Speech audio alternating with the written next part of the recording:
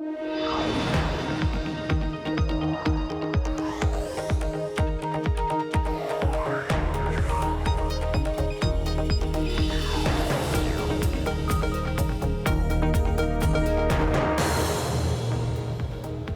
Brad Stone in San Francisco, in for Emily Chang. This is Bloomberg Technology. Coming up in the next hour, Battle of the Billionaires. Tesla's Elon Musk strikes out against short seller David Einhorn over Twitter, and Einhorn tweets back. We'll have the details. Plus, attention password cheats. Streaming services like Netflix and HBO are coming for you. We'll discuss tactics being considered to cut down on account sharing. And antitrust allegations. An Amazon merchant accuses the online retailer of forcing him to use the expensive logistics services of the company to move goods, a tactic that could be driving up consumer prices. But first, to our top story. One of Tesla's most vocal detractors just got Twitter burned by Elon Musk. After short seller David Einhorn lashed out at Musk in a letter to investors, the Tesla chief offered to take his antagonist on a tour of the electric car maker's facilities and accompanied the offer with a gift of short shorts. To discuss, Bloomberg's Dana Hull joins us. Dana, Team Elon or Team Einhorn? Well, give us a little of the backstory. Well, this has been a long-running battle between the two guys. I mean, Einhorn runs Greenlight Capital. They have a big short in Tesla. Every quarter he puts out an investor letter, and he's always sort of talking about whether they're up or down given their short position in Tesla. Elon kind of loves this and lives for this, and sent a tweet to Einhorn expressing sympathies that his fund was basically in a disaster. Well, because Tesla stock is on a tear, right? Up 40% over the last month. So what does that mean for Greenlight Capital? Well, they have a lot fewer assets under management, and they have to explain to investors basically how they got the third quarter wrong. I mean, Tesla stunned everybody with a profit. Now they've got all these upcoming product launches, and the company, which was negative for most of the year, is now in positive territory. Okay, now maybe I'm remembering something that just happened earlier this week, but didn't Elon Musk sign off Twitter on Monday or Tuesday? On last Friday, he said he was taking a break. So that obviously did not happen. Then he was back on Monday. And it's important to know that Einhorn has clapped back. So Einhorn responded to Elon and said, I take you up for your offer of touring facilities. Let's start in Buffalo. That's right. And why is that meaningful? It's meaningful because Buffalo is where Tesla builds its solar panels. And it's been this huge controversy with the state of New York, how much taxpayer funding went into the facility. The state of New York just wrote down the value of that investment last month. Well, Elon welcomed Einhorn to come in and have a discussion. How likely is that to happen? I mean, I'd love to be the pool reporter if this meeting ever happens. I mean, we should all go to Buffalo, right?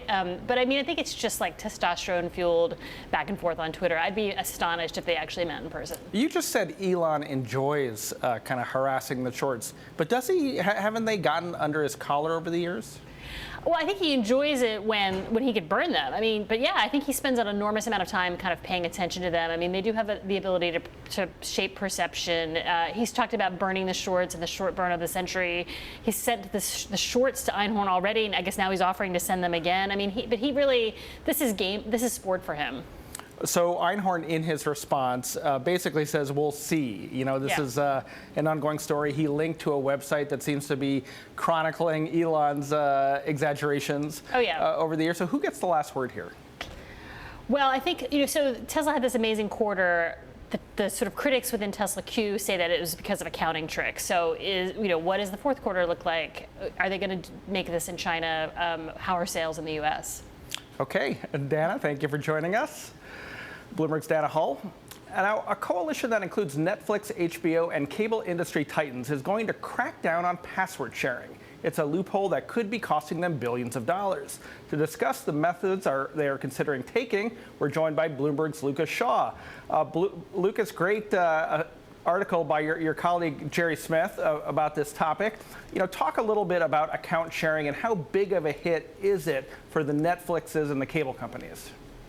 Password sharing costs the TV business more broadly, billions of dollars, somewhere between $5 billion and $10 billion. If you think about Netflix alone, I think there are estimates out there that suggest at least 10% of their users are using somebody else's passwords. You do the math with the cost of a monthly subscription, the 160 million people who already pay for Netflix, and you're looking at billions of dollars cost to just Netflix alone. And pay TV feels the same, whether it's HBO or other cable networks where you have young people using their parents' subscriptions or using their friends.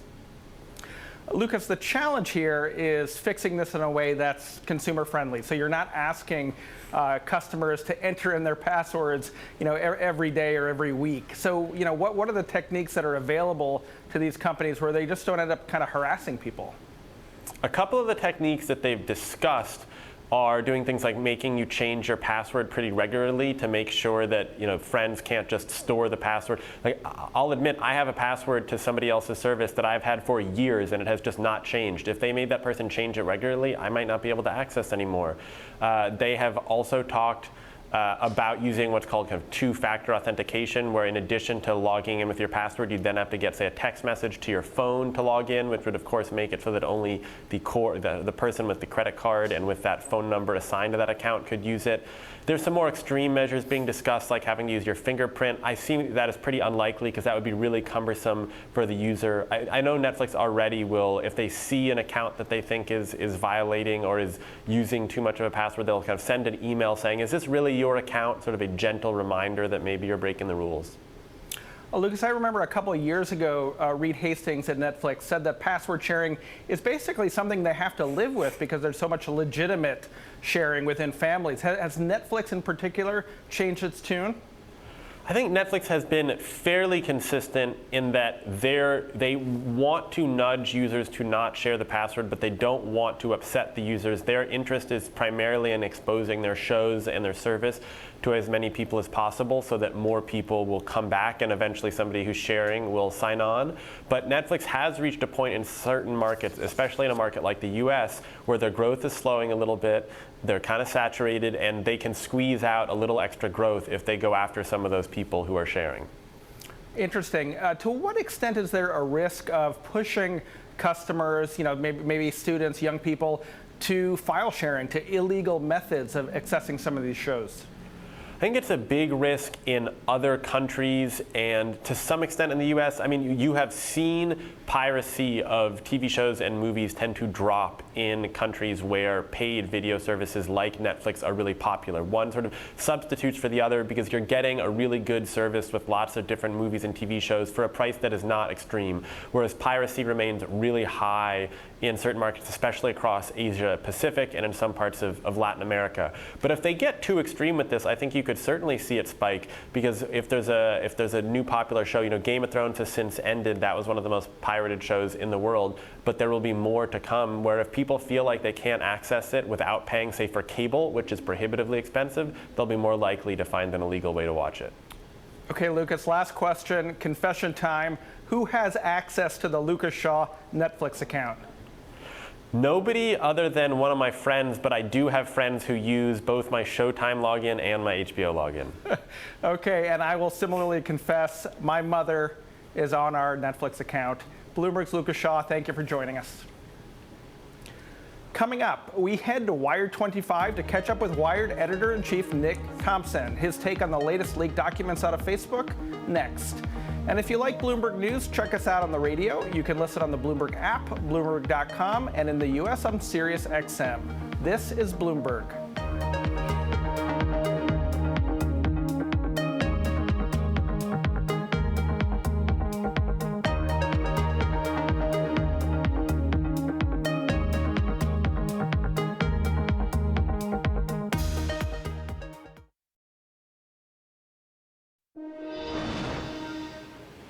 Facebook employees repeatedly chafed at what they viewed as anti-competitive or unethical practices by the company, internal chats show. But those concerns voiced in 2012 and 13 were overruled by senior managers, including Chief Executive Mark Zuckerberg, who argued that the survival of the social network was more important. To discuss, we're joined by Wired editor-in-chief Nick Thompson from Wired 25, the magazine's conference here in San Francisco. Nick, thank you for joining us. Glad to be here, Brad. Thanks for having me on. Nick, so much to discuss, and you've written some great features about Facebook over the last few years. Let's actually start with political advertising and the company's position that private companies should not be policing public speech. Do you agree with the position, and do you think it will sustain? There's so many layers to that question, and my opinions are a little complicated on that. So I think in general, political advertising on social platforms is a net good for society. and that it creates the opportunity for upstart campaigns to challenge incumbents. And so I think it's actually, you should start with the principle that it's a good idea. So I like that their political advertising exists. I think Facebook's policy, which is that politicians can lie in their advertisements, but citizens can't lie in their organic content or be fact-checked, is very weird. Right? Why would you give politicians more of these rights than citizens? I think it's kind of backwards and strange. My optimal policy, what I actually think Facebook should do, is I think they should allow political advertisements, but fact check them, just like they do organic content. That seems like the right way to do it. Right, right. And Jack Dorsey was very public, in disallowing political ads on Twitter, basically making the argument that the kind of social discourse or democratic infrastructure was kind of not prepared for the ways that politicians and their affiliated issue campaigns are abusing free speech in political advertisements. I mean, did Twitter take it too far, in your opinion? I mean, if there's anything that our political discourse is not prepared to handle, it's Twitter, right? It's not the advertisements. It's the organic content on Twitter. I mean, the biggest challenge for Dorsey is making sure that we clean up and figure out how to solve the problems of the way political conversations work on Twitter. On the question of advertising, I totally understand his position. I respect his position. It's a clean position. I just don't happen to think it's entirely the right position. Okay, a heap of other Facebook news this week. The company's rolling out a news tab so people can view, users can view maybe more authorized or higher quality news content on the news tab as opposed to the kind of free-for-all in the social feed. Do you think that'll make a difference in the way people consume news on Facebook? I don't think it's going to make a huge difference. I mean, what we've seen with those tabs and sort of side features is the use cases are pretty minimal. People will continue to read in the central places where they read. In general, I think the news tab is a good thing for users, and it's a good thing for publishers because they're actually paying the people who create the content that goes into that tab.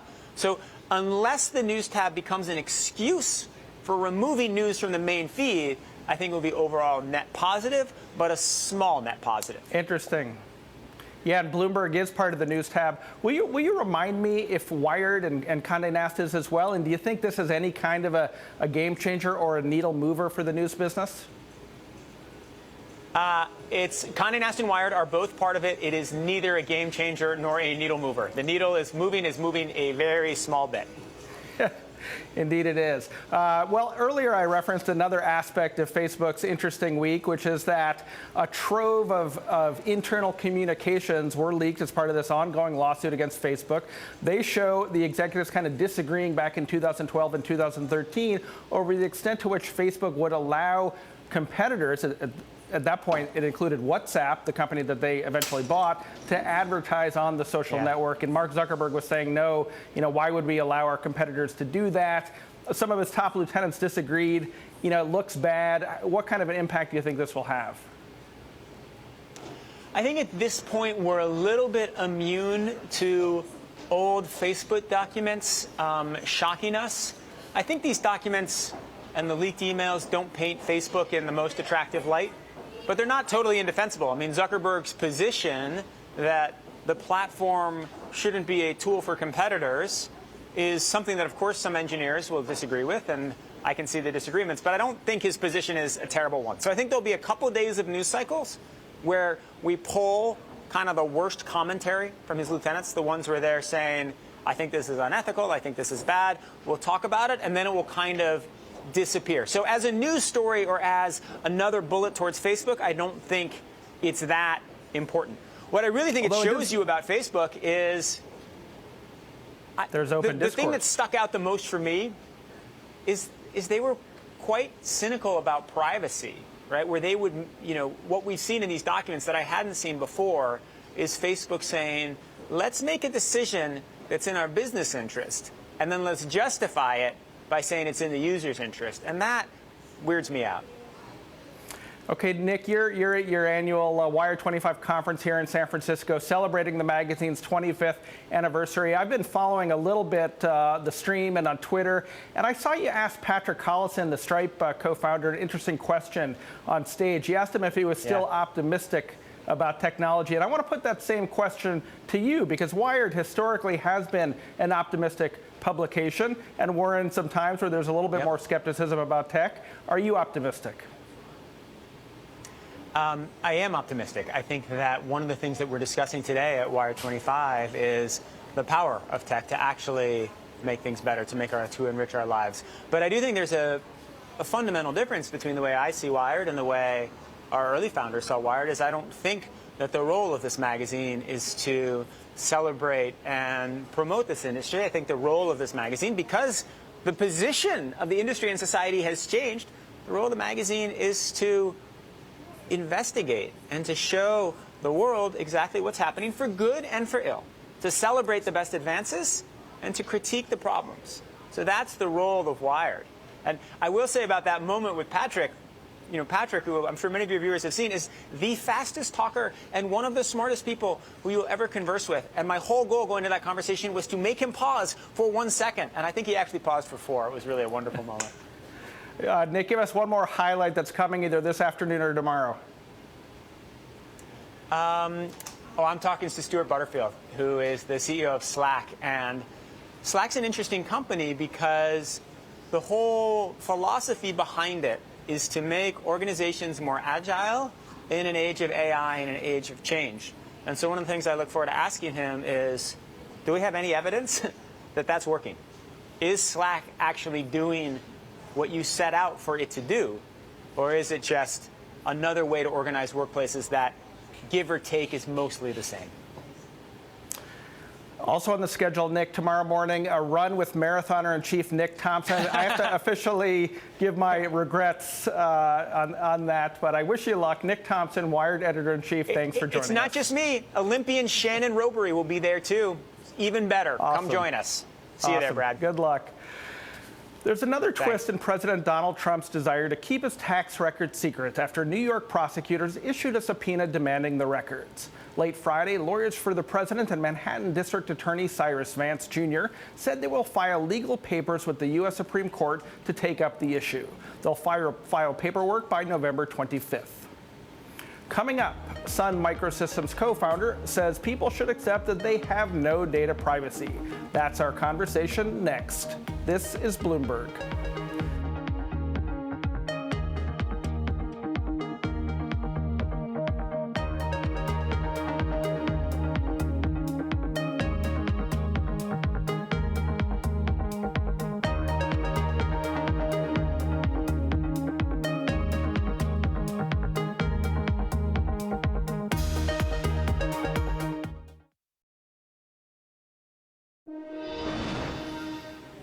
China is considering further cuts to subsidies for electric vehicle purchases. Bloomberg has learned that regulators have been discussing the proposal, but they're holding off until they can look at electric car sales data the next few months. Cutting subsidies could deal another blow to a once burgeoning industry that's facing an unprecedented slump. One of the few friends of President Trump in Silicon Valley, Sun Microsystems co-founder Scott McNealy, is concerned about how Congress is approaching potential regulation of the tech sector. McNealy discussed his views on data privacy and innovation earlier today with Bloomberg's David Weston. Take a listen. If the government's here to help, I cringe, and I've become much more of a small government person the older I get, and I've watched the federal budget, for instance, go from $70 billion when I was born to $4.7 trillion next year. I think we need to cut back on regulation. I think Congress moves at the speed of Congress, not at the speed of the internet, and I think they'll get it wrong. I don't want to see private companies being managed and free speech being managed by the government through private companies. So I've not been a favorite of breaking up Facebook. That's not the issue. I don't think, I said a long time ago, you have no privacy, get over it, and that tweaks people in a lot of different ways. It's the truth. But I don't believe if you're getting a free product like from Facebook that you're the customer, you are the product in that space, and you shouldn't have an expectation that your data is going to be free. I tell my boys, I have 4 boys, anything that gets captured digitally with you involved in it, whether you do it or somebody takes it, it becomes a digital tattoo and very, very hard to erase. The only people that have ever been able to erase anything is the 30,000 Clinton emails. That's the only thing I know of that's actually gotten erased on the internet. But breaking it up is not going to be the problem. And trying to regulate, I always get frustrated with the phrase hate crime. What's a hate crime? How do you define that? I think a crime is hateful no matter what, no matter what level. It's different levels of hateful. How do you define that? And I don't want the government, we have freedom of speech, and I think we need to get the political discourse off of social and onto a more neutral site. And I've suggested to multiple people that we need to create the equivalent of NPR. Public broadcasting system or BBC for that political conversation, something that's a .org and independent and open. Right. We're talking with Scott McNealy. He's co-founder of Sun Microsystems. Let's put aside regulation of the content of speech for a moment, Scott, and talk about innovation, because one of the concerns that's been expressed is that, in fact, if you get too big, actually it really curtails innovators from coming up behind and competing with you. That certainly was expressed in the old trusts. If you go back to Standard Oil and some of the real concerns about monopolization, that was the concern. There's no opportunity. Are you seeing any of that? Are you seeing a curtailing of innovation and success? That's a great question, and I think it's a pertinent question, because really, what does Facebook really keep me from doing in my life? Well, there's lots of ways to take a picture of my dinner and share that. So I'm not feeling like I have freedom or loss of choice on where to post a picture of my dessert. And I have lots of ways of communicating to people.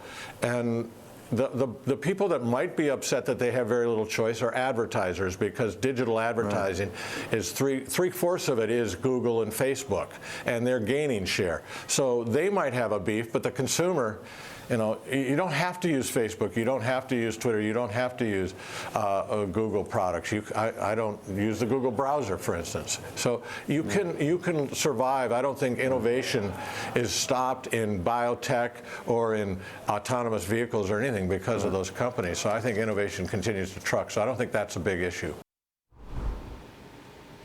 That was Sun Microsystems co-founder Scott McNealy.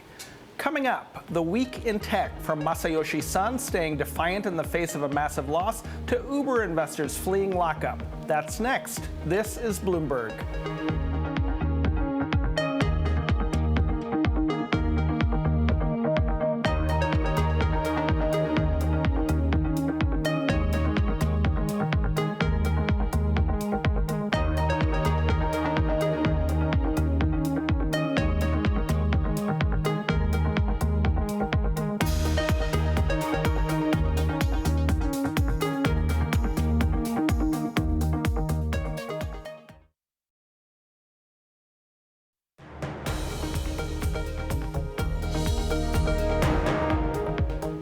This is Bloomberg Technology. I'm Brad Stone in San Francisco. And now to our weekly look at the top stories in tech. It was a terrible week for SoftBank. Their investment write-downs in WeWork and Uber triggered a $6.5 billion loss. But CEO Masayoshi Son is still trying to sound hopeful about the office space provider.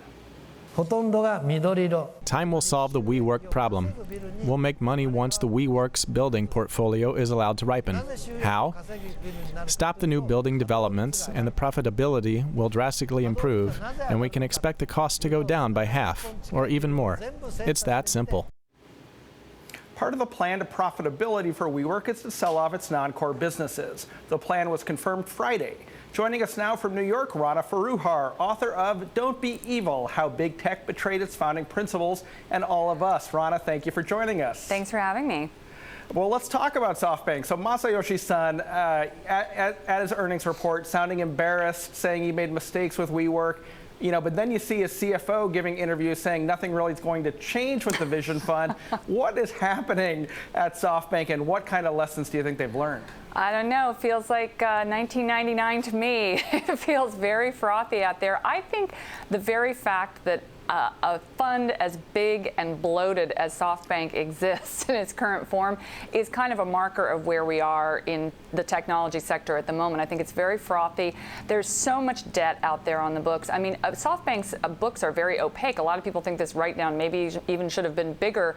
I don't think that just saying we're going to cut some costs and WeWork is suddenly going to become profitable is really realistic. It's interesting because WeWork is actually also taking collateral damage on the cities where its real estate was located. You're seeing property prices in London and parts of New York actually being affected by this.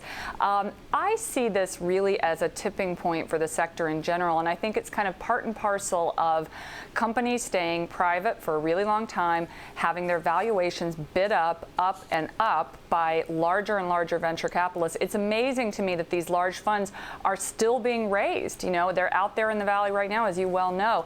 But I think that at this point, investors are sort of looking around and saying, you know what, we kind of like the idea of profits. This whole idea of, grab market share and worry about profits later, I think that's a little over. Well, let's talk about another company that has been affected by that dynamic, Uber. Yes. The shares now, after the lockup period expired for early investors, are really at an all-time low. What is happening with Uber? Is it fundamentally the same story, or is this kind of the struggle of Dara and the new management team there to move this now public company to profitability? Uber has had its governance issues that are very specific to that company, no doubt. But I think it's a fundamental business model question. I think that the business model of a lot of big tech unicorns has been just go in, grab as much market share as possible, ring fence as much data as possible, and then worry about the profit model later. But of course, once you go public, that logic doesn't really work anymore. And what worries me is I think that business model has actually distorted the entire tech sector. And I think that not only is it raising questions with regulators in terms of antitrust issues, which you're hearing more and more about from both the right and the left, but it's really killing innovation. It's really hard when you're coming up against a firm like Uber or WeWork or any of the big players that have kind of eaten their sector to compete. And I think that's a real problem for innovation. I think it's taken the valley away from where it started out. Rana, another highlight or maybe low light of the week are all of those communiques from Facebook executives in 2012 or 2013 just battling over whether rivals, WhatsApp at the time and others, should be allowed to advertise on Facebook. What does it tell us about the relationship here between the big tech companies and their employees? Yeah, well, I think that's a fascinating question. Two thoughts come to mind. One, this is not unique. There have been people in big tech companies from Google to Facebook, raising alarms about different things for some time now, and they often haven't been listened to. But I think that we're reaching a tipping point where there's almost a civil war inside some of these companies, and that is ultimately going to affect valuations. Because if you think about where does their value come from? It comes from data, from intellectual property, and from human capital. Their talent, their engineers. If you start to feel that people don't want to work at Facebook or Google because they're concerned about how the companies are being run, that's going to have a real impact on their bottom line, I think. And I've actually seen some letters from institutional investors that have been raising concerns about, wow, how is human capital within these companies being managed? Is that something that institutional investors should worry about? Ron, I want to make sure we talk about your book, Don't Be Evil. I was such a fan of your last book, Makers and Takers, which argued that Wall Street and the financialization of the American economy was really biased against Main Street and regular people. And now here you've turned your eye to Silicon Valley. I mean, talk about, what brought you to this new book and to Silicon Valley, and its responsibility for the kind of social ills that we see today. Well, I always like to follow the money, and I started digging in a couple of years ago, and I noticed that there'd been a really big wealth transfer in the last 10 years from the financial sector to the technology sector, which of course led the markets up over the last decade or so, may lead them down, I think. But you've seen tech growing incredibly wealthy. A lot of that money has been offshored. The sector has led debt issuances, share buybacks, a lot of the things that a lot of people, myself included, feel have not actually benefited Main Street, but have created a lot of inequality, a lot of debt, a kind of financialized growth, but not the real deal. And at the same time, you've got all of these big stories around election manipulation, around the cognitive effects of social media and platform technology. And what I wanted to do is really, in my book, chart the 20-year history of how the Valley went from utopia to dystopia and really connect those dots between economics, politics, and brain science, and kind of shed some light on where we should maybe go. And I think a couple of things we really need to consider is, should this industry still have the opt-out clauses for liability that were carved out in the mid-1990s? I would say no. Do we need some new thinking around antitrust? Absolutely. In an age in which data is the new oil and transactions are happening in barter of data, not in dollars, I think the entire Chicago school antitrust thinking should be thrown out the window, and we need to really think about new definitions of political power, particularly given that the Valley is now the #1 lobbying force in Washington. Well, Ronna, let me ask you one last very quick question about that. What is your hope and expectation for antitrust action? I mean, is there really a practical possibility, particularly where Washington is now, that we might see regulation or legal enforcement against the big tech companies? I think we will. I think we're going to see something very similar to what happened in the 19th century with the railroads, when regulators eventually said, look, you can own the network, but you can't own all the commerce on the network. That is just patently anti-competitive. You're already seeing the House Antitrust Subcommittee kind of talking along those lines. I think that that's one easy fix that will be made soon. Whether or not we have a bigger conversation about power in our political economy kind of depends on who wins in 2020. Okay, Rana Foroohar, author of Don't Be Evil, How Big Tech Betrayed Its Founding Principles and All of Us, thank you for joining.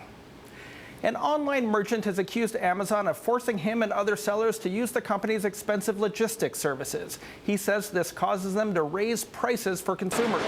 In a letter to Congress, the merchant lays out an antitrust case that involves Amazon tying its marketplace and logistics services together. Joining us to discuss, Bloomberg's Spencer Soper in Seattle, who broke the story. Spencer, thanks for joining us. The crux of this argument seems to be from the merchant that it's either Amazon's way or the highway, that if you don't use fulfillment by Amazon, Amazon's warehouses, you get penalized. What is he saying that penalty, that punishment looks like?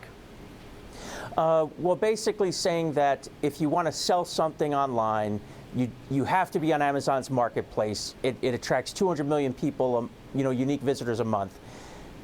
If you choose to do that and not use Amazon's logistics services, fulfillment by Amazon, that Amazon doesn't force you to do that, but if you don't, you'll be less visible on the site in search results, and you'll also be penalized for any delivery missteps, and up to and including suspension from the platform, in which case your Amazon business is cut off. So that's really the carrot for you to use Amazon's fulfillment service would be better visibility on the platform, and the stick would be if you don't use it and try to deliver things yourselves, you could be suspended for any mishap. And the merchant is arguing that Amazon frequently has these delivery mishaps itself, so that makes it an unfair system. I see. Now, antitrust regulators are kind of hyper-focused, or at least they have been historically, on price. Is the behavior increasing prices for customers? Does the merchant make any sort of argument that, FBA is more expensive than doing it yourself, that this behavior, is not only anti-competitive, but that it hurts customers? Yeah, that's precisely what the merchant is saying, and that's precisely why this is so significant if these allegations are substantiated. Because just like your previous guest said, do we need a new thinking around antitrust laws because this consumer harm benchmark doesn't really apply today? This merchant is saying, yes, actually, here is evidence of consumer harm. Because Amazon is forcing me into its logistics service that is more expensive than my alternatives, I have to drive up prices on consumers that are shopping on Amazon. So he's drawing a direct line between Amazon's business practices and higher prices, saying if I had freedom to choose the delivery services that I wanted to use, I could actually offer lower prices. And Spencer, what does Amazon say about this? Amazon is disputing a lot of the merchants' account. The primary thing, they're disputing that merchants can easily find more reliable, less expensive services. They're saying that their research indicates that fulfillment by Amazon is, anywhere from 50 to 80% less than comparable services. And then they kind of get finicky about, well, are we forcing anybody to do anything or not? They have these other options, but that's where it really gets muddy, and it's not an explicit push by Amazon making you to do these things, but more the policies are designed in a way that merchants really have no other choice. Spencer, last and very quick question. You have judiciary committees on the House and Senate, the FTC, the DOJ, the states looking at Amazon's conduct. They're getting a lot of testimony from sellers. How is this likely to play? Will it have any kind of impact? Well, this particular letter and these allegations are interesting in one point. If this is happening and so widespread, why isn't anybody doing anything about it? And what the merchant is saying is that because all merchants, when they sign up to sell on Amazon, they agree to binding arbitration, and that's preventing any of these folks from pursuing a case on their own. So this merchant is hopeful that either the Judiciary Committee will read this and see enough meat there to direct the FTC to investigate Amazon on these charges, or that another possibility is another logistics provider, like a FedEx or possibly even just some smaller warehousing and e-commerce order fulfillment company, could make a case against Amazon, arguing that this practice is costing them business. Okay, that's the always fashionable Bloomberg Spencer Soper. Thank you for joining us. Coming up, hey, big spender, we look at how much President Trump and his rivals are spending on social media to win your vote. That's next. This is Bloomberg.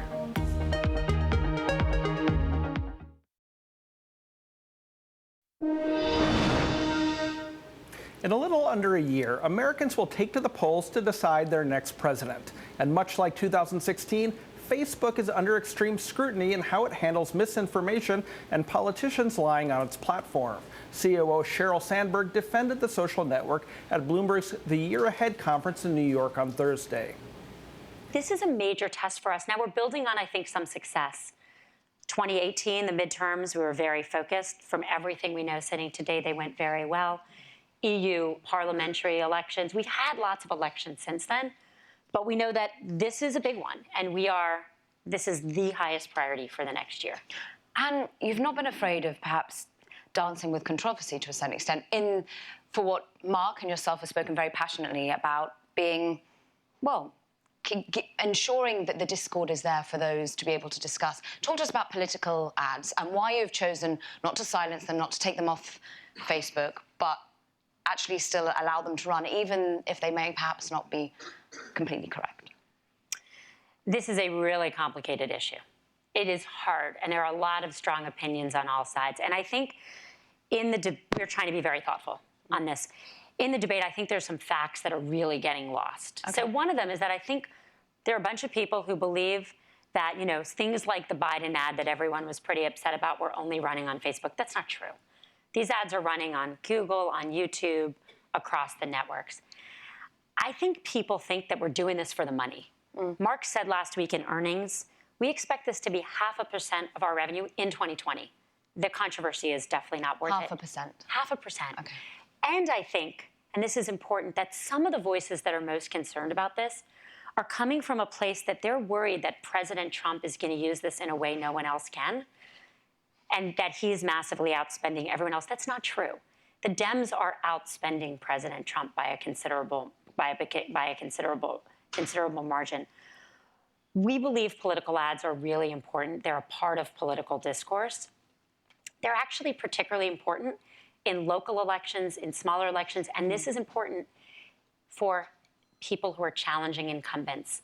Elise Stefanik, who in 2014 was elected to Congress, she Republican from New York, youngest female member of Congress at the time. She posted in the last week and said, I was able to challenge an incumbent because of Facebook ads. I couldn't afford TV ads. And that's why we're being thoughtful here and really trying to make sure that we allow this dialogue to continue. That was Facebook COO Sheryl Sandberg at Bloomberg's The Year Ahead conference in New York.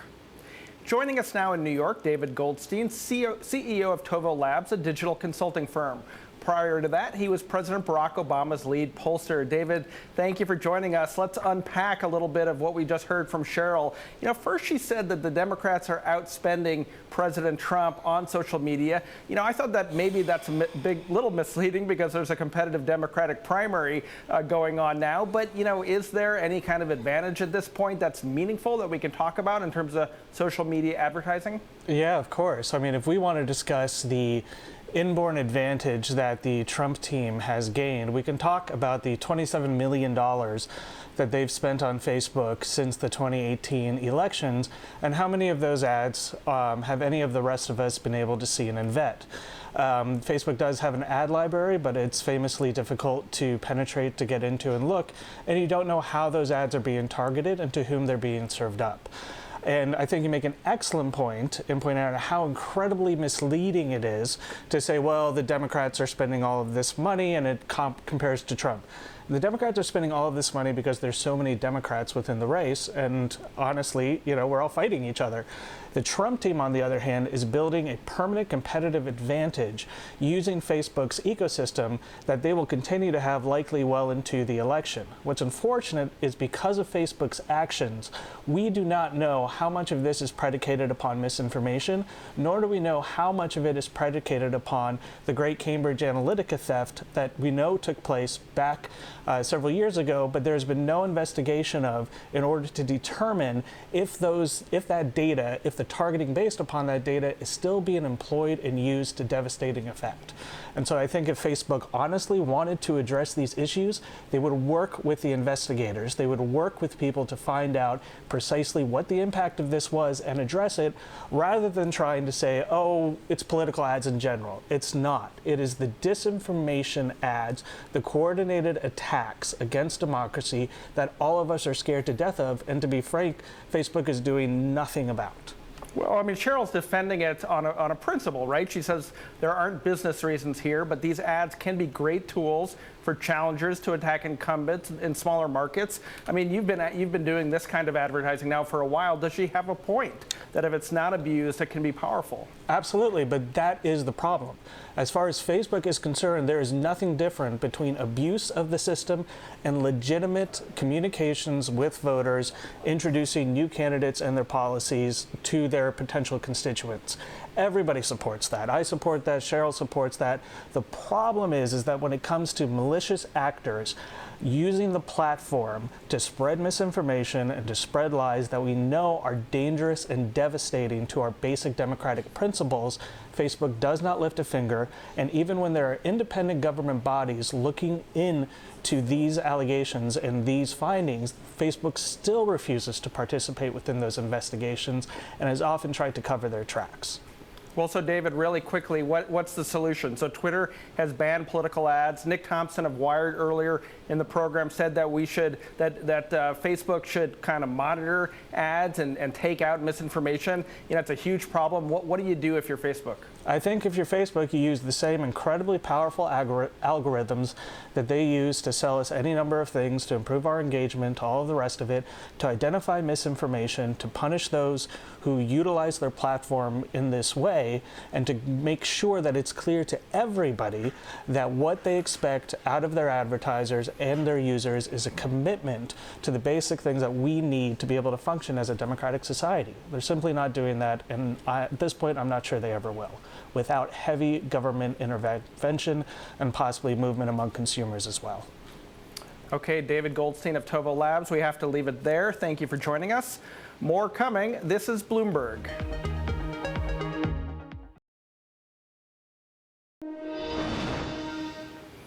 Ginkgo Bioworks has hundreds of millions of dollars in investment and a valuation of $4.2 billion. CEO Jason Kelly told Bloomberg what he finds most exciting about biotech.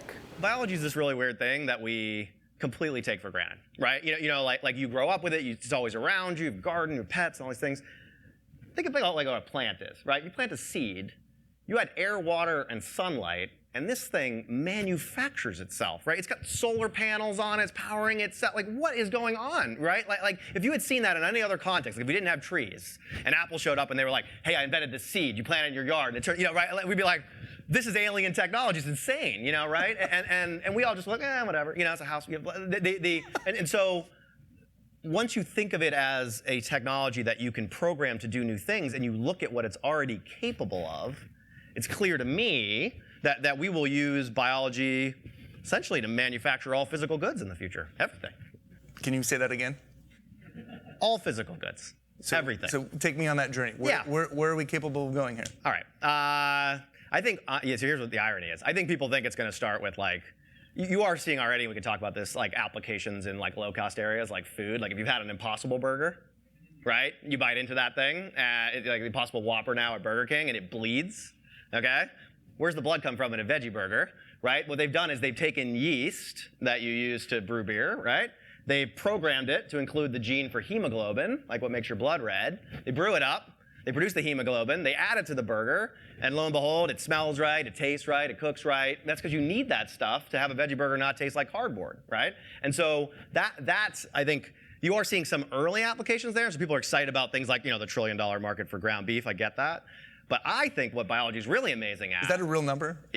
Literally, for beef. Okay. For beef. The real exciting thing from my standpoint, though, is sophisticated things, right? Like if you look inside like an apple, and you look at what's going on inside the cells in that fruit, there is a level of like nanotechnology and molecular complexity that is much greater than your Apple computer, right? And so if you think about it, you know, that's the kind of stuff, that's where biology excels. It makes that thing for nothing, right? We don't have any way to make highly molecularly complex nanotechnology on the cheap except biology. So I think some of the first applications will be like advanced materials, electronics, you know, like the stuff that's coming that's going to surprise you is going to all be like the advanced manufacturing stuff. In addition to, it'll make food more efficiently and things like that too. But it'll be everything.